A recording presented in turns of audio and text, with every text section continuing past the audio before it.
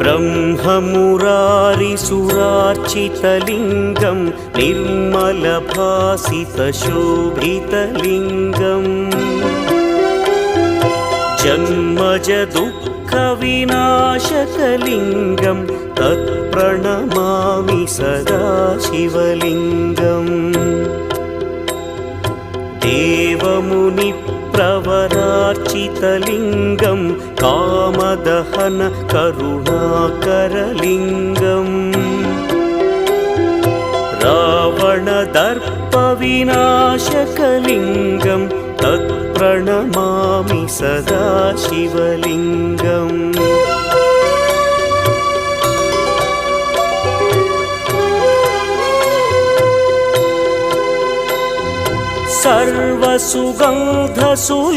सर्वसुगन्धसुलेपितलिङ्गं